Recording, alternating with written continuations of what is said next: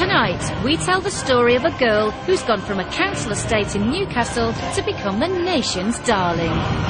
The minute I saw Cheryl, it was like, wow. Of all the people I've worked with, this girl has got great instincts. She has that kind of real exquisite beauty that you want to stare at, and yet it's really charming, really natural.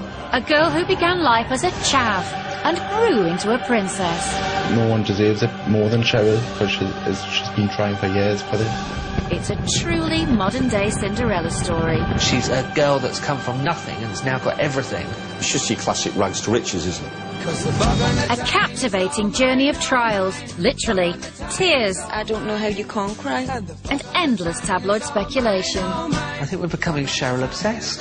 So pleased and proud and happy for her. She's the nation's sweetheart. A tale of a girl from nowhere who went on to become one of the most famous Cheryls in the world.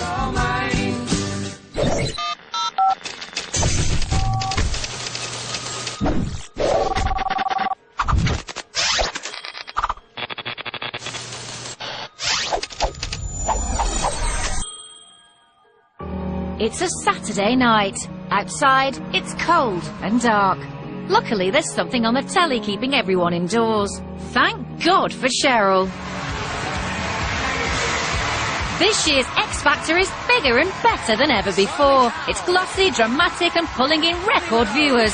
But the biggest cheer of the night is reserved for one person. Cheryl Cole! Kids of, say, 7 or 8 or 9 or 10 love Cheryl. Of course they do. They love girls like that. They love Cheryl. It's perfect. We just love her, don't we? She brings that aspirational culture to the show, that you can do it too. I'm so proud of you, Alexandra. And if I can't get you into the final, it'll be one of the biggest regrets of my career. I'm so proud of you, and you grow and grow. She's at that perfect age where she's adored by males, but also adored by females because she's quite foisty with it. I've even got girlfriends that want to sleep with Cheryl Cole. You know, that's how bloody much everybody loves her. We love you, Cheryl. You want to be my friend. I love her. She's emotional, she's passionate. We love you, Cheryl. And she is one hell of a diva. Yes, Cheryl Cole, formerly known as Tweedy, or the Fit Geordie one, has claimed the glass slipper. Made famous by a talent show, she's now been made even more famous by, a talent show. As long as you've got an instinct, you've got an opinion, and you're not afraid to show it, that's what it's all about. I would say that the country has gone pretty Cheryl crazy. She's very good, this girl. She's a superstar, and everyone wants a piece of her. Oh, people are shouting at us everywhere, I'm so sorry. But our Cheryl didn't get to where she is today with just a pretty face and a tendency to weep copiously at sad stories. It's inevitable to me. I don't know how you can't cry. Let's go back to the beginning. It all started a long, long time ago in a not-so-far-away land called Newcastle, a fabled land of industry and fine architecture, a city rich in history and other old things, where the people are known for their keen sense of style and their polite good manners. This is a piss egg. Hi, Mum! This is a land of legends. Folk here love heroes. Ant, Deck, Spender. But there's now one person who stands head and shoulders above all others. Alan Shearer. Alan Shearer. Alan Shearer. Alan Shearer. Aye. Alan Shearer. Alan Shearer. Could you say Cheryl Cole for me? Cheryl Cole. Yes, Cheryl Cole, the biggest hero of all of Geordieland. You know Cheryl Cole? Do you? What? No Cheryl Cole? Huh? Cheryl Cole. No. Never heard of her.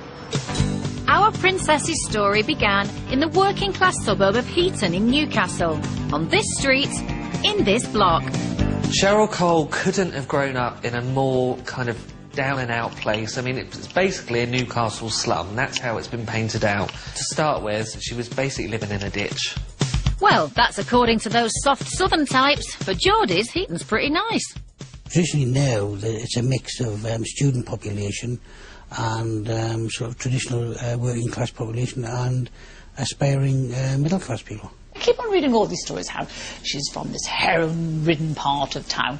Heaton's not heroin-ridden, not any more heroin-ridden than anywhere else. It's got nice parts, it's got rough parts, it's got interesting streets with interesting shops, and pubs from which pineapple chunks spill at 11 o'clock at night. There's some fantastic parts there. It's a great theatre there. It's quite a nice place. It's good. It's a nice place. I like Heaton. The fourth of 5 brothers and sisters, Cheryl hardly grew up in a slum, but it wasn't the nicest area. So just how did Cheryl get from there to where she is today? Her mum. Her mum wanted her to be the best.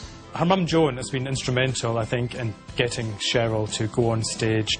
Every week, whatever Cheryl needed, Cheryl got. And Joan worked really hard to achieve that. And she must be very proud of Cheryl, but Cheryl, again, must be very grateful to her mum. She was voted Bonniest Baby. She was always getting prizes for being pretty.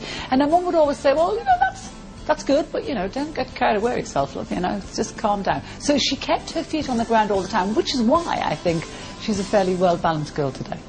Also voted Mothercare's best-looking girl of Newcastle, Cheryl's mum eagerly registered her with a local talent agency. Just for you. And before long, she was the cherubic face of warm and fluffy domesticity, fueled by British gas. Very, very beautiful, even at that age. No makeup, but you could see beautiful skin, those beautiful brown eyes, very, very attractive young girl. It's all on tap at your gas showroom. Now. We do it all just for you. Cheryl was soon striking poses for all the best catalogues. You're beautiful. And the ultimate honour came when she was voted the most attractive girl at the Metro Centre, against what must have been some pretty stiff competition. Cheryl attended the local Walker Comprehensive School, but she left at 16 with few qualifications. Her real passion was singing, dancing and even ballet. She excelled at it. In fact, she was the female equivalent of Billy Elliot. I think from an early age Cheryl was a star in the making. She was a dream to take, because when you were teaching her to dance, you had her complete attention all the time. She wanted to learn everything, and very definite on what she wanted to do. And, there was no embarrassment there performing like she just, was Celine Dion or something. I don't think anyone could have foreseen exactly how big and famous Cheryl would eventually become. Cheryl could dance. She could really dance, and age 9 had won a place at the prestigious Royal Ballet School in London. Fame costs, but only for 3 months, as life in posh London wasn't for homesick Cheryl, who headed back up north. But Cheryl hadn't abandoned her dreams of stardom, and soon enough caught the eye of the boss of Newcastle itself. There was a sort of a concert going on for young people, and that was the first time I saw Cheryl Tweedy, I was then, and she was on stage, and I just remember asking, who was that? She was all set to do Newcastle proud and take the country by storm. After the break, Cheryl becomes Cheryl, and her popularity goes nuclear. She walked through the door and radiated. It's 2002. Newcastle child star Cheryl Cole had conquered the Metro Centre, but now 19, she had her eyes on a much bigger prize, the world. Well, a recording contract from a big new telly-talent contest. Popstars The Rivals was a glossy Saturday night production with a revolutionary new format, the first ever Boys v Girls talent show. The new show attracted thousands of starry-eyed hopefuls. Name! I'm gonna live forever. I'm gonna learn how to fly high. Cheryl was really, really good. She was instantly natural and had fun. She really had fun, and I think people warmed to her because she just genuinely was just enjoying it. The angels were on Cheryl's side. There was a fairy godfather, a record industry mogul who could spot real talent a mile away. That's the fella in the back. I guess I was the first one, really, to notice her. I mean, and let's, be honest, you couldn't help but notice her. With Pete, we all looked at him as our granddad, because he was cuddly and round and kind of like this kind of father figure or granddad figure. Although surrounded by beauties like Emma, Pete only had eyes for one girl. There was this stunning girl that was beautiful, and appeared. She walked through the door and radiated. There's no other word. I mean, she was